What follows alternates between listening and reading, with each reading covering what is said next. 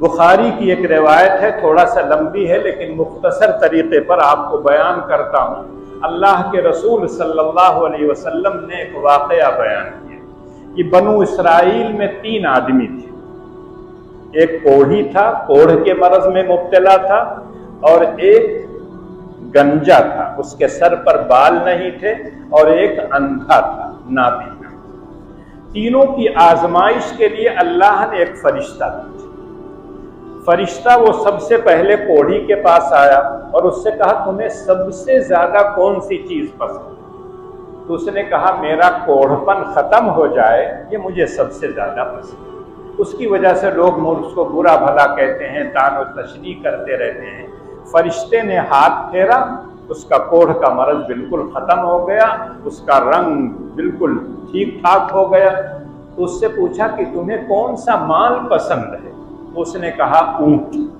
تو فرشتے نے ایک گابھن اونٹنی اس کو دی اور کہا اللہ تمہارے مال میں برکت دے۔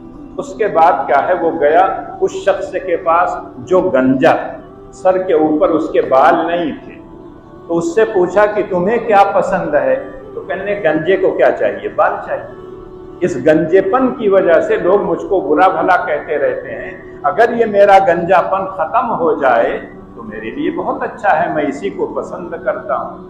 فرشتے نے اس کے سر پر ہاتھ پھیرا، بالکل شاندار بال اگ گئے، بالکل کالے نرم، اور وہ بالکل اچھا لگنے لگا۔ تو فرشتے نے پوچھا تمہیں کون سا مال پسند ہے؟ تو اس نے کہا گائے۔ تو اس نے ایک گابھن گائے دے دیا اور کہا اللہ تمہارے مال میں برکت دے۔ اس کے بعد تیسرے شخص کے پاس گیا جو نابینا تھا، اس سے پوچھا کہ تمہیں کیا پسند ہے؟ تو اس شخص نے کہا بھائی نابینا کو 2 آنکھ چاہیے، اور کیا چاہیے؟ نہ جانے اللہ کی کتنی نعمتوں سے میں محروم ہوں، اللہ اگر میری بینائی لوٹا دیتے ہیں، ان آنکھوں میں روشنی عطا کر دیتے ہیں، تو نہ جانے کتنی نعمتوں کو میں اپنی آنکھوں سے دیکھ لوں گا۔ فرشتے نے آنکھ پھیرا اور اس کی بینائی لوٹائی۔ اس کے بعد پوچھا کہ تمہیں کون سا مال پسند ہے؟ تو اس نے کہا بکری۔ تو فرشتے نے ایک گابھن بکری اس کو دی اور کہا اللہ تمہارے مال میں برکت دے۔ اس کے بعد یہ چلا گیا۔ کچھ دنوں کے بعد پھر اللہ نے اسی فرشتے کو بھیجا۔ پہلے وہ کوڑھی کے پاس آیا اور کہا کیا حال چال ہے؟ کہا ٹھیک ٹھاک ہے۔ تو کہا میں مسکین آدمی ہوں، فقیر آدمی ہوں، مسافر آدمی ہوں، میں سفر میں چلتے چلتے تھک گیا ہوں، اگر ایک اونٹ دے دو تو میرا سفر آسانی سے گزر جائے۔ تو اس نے کہا میرے اوپر بہت سے حقوق، ان حقوق کو میں پہلے ادا کر لوں تب تم کو دوں۔ اس نے یاد دلایا کہ تم کوڑھ کے مرض میں مبتلا تھے، اللہ نے تم کو اچھا کیا، تمہیں مال پسند تھا اونٹنی، اللہ نے تم کو اونٹنی دی، اس اونٹنی سے اتنے بچے پیدا ہوئے، پوری وادی میں بھرے ہوئے ہیں اونٹ اور اونٹنی، اور ایک اونٹ مانگ رہا ہوں اللہ کے نام پر تو نہیں دیتے ہو؟ تو اس نے کہا بہت حقوق ہیں، جاؤ۔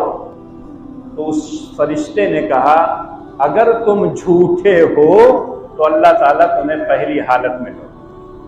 اس کے بعد کہہ کے آگے بڑھ۔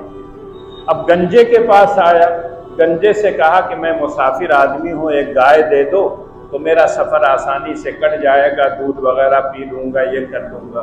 تو اس نے کہا کہ جو کوڑھی نے جواب دیا تھا وہی گنجے نے بھی جواب دیا، بہت حقوق ہیں، اس لیے میں تم کو نہیں دے سکتا ہوں۔ تو اس نے پھر یاد دلایا کہ تم گنجے تھے نا؟ تو کہا نہیں تو میں تو ایسے ہی شروع سے ہوں۔ تو اس نے کہا نہیں تم گنجے تھے، اللہ نے تم کو بال عطا کیا، تمہارا پسندیدہ جانور گائے تھا، اللہ نے تم کو گائے دیا، اور یہ سارے بچے اسی گائے سے پیدا ہوئے ہیں، اللہ کے نام پر ایک گائے نہیں تم دے سکتے ہو، اور اگر تم جھوٹے ہو تو تمہاری حالت پہلے جیسی ہے۔ یہ کہہ کے تیسرے کے پاس آیا جو نابینا تھا۔ جب اس کے پاس پہنچا تو اس سے کہا کہ بھئی میں مسافر آدمی ہوں اور آپ کے پاس بکریاں بہت زیادہ ہیں، پوری وادی کیا ہے بکریوں سے بھری ہے، مجھ کو اگر 1-2 بکری آپ دے دیں تو میرا کام چل جائے گا۔ تو اس نے کہا جتنی بکریاں آپ کو لینا ہو سب لے لو، یہ تو اللہ کی نعمت تھی، اللہ نے مجھ کو عطا کیا تھا، میں تو فقیر اور محتاج تھا، میں نابینا تھا، اللہ نے مجھے آنکھیں دی، اور اس بکری کی وجہ سے یہ تمام ریوڑ تیار ہیں، تو جتنا چاہو تم لے جاؤ، یہ تو اللہ کی نعمت ہے، اللہ نے مجھ کو دیا، اگر آج تم فقیر اور محتاج ہو تو لے جاؤ۔ اس نے کہا میں بکریاں نہیں لوں گا، میں تو اس رب کی طرف سے آیا تھا تم تینوں کی آزمائش کے لیے، تم آزمائش میں کھرے اترے، اللہ کی نعمت پانے کے بعد اس کا شکر ادا کیا، اور ان دونوں نالائقوں نے اللہ کی نعمت کے بعد ناشکری کی، اس لیے اللہ نے ان کے مال کو پھر اسی طرح سے ضائع کرا۔ تو یہ اللہ کا دستور رہا، اور اللہ نے جو مثال قرآن میں بیان کی اس میں نام کسی بستی کا نہیں لیا، اس کا مقصد یہ ہے کہ قیامت تک جتنے افراد آئیں گے، جتنی قوم آئے گی، جتنی ملتیں آئیں گی، جتنے سماج ہوں گے، سارے لوگ اگر اللہ کی نعمتوں کا شکر ادا کریں گے تب تو اللہ تعالیٰ نعمتوں میں اضافہ کریں گے، چین اور سکون کی زندگی نصیب فرمائیں گے، آرام اور سکون سے رہیں گے۔ اور اگر اللہ کی نعمتوں کی ناقدری اور ناشکری کریں گے تو جیسے سبا کے لوگوں کے باغات کو اللہ نے بدل دیا تھا، مکے والوں پر قحط نازل کیا تھا، یمن والوں پر اللہ تعالیٰ نے ناشکری کے عذاب میں اس طرح کا عذاب بھیجا تھا، ایسے ہی قیامت تک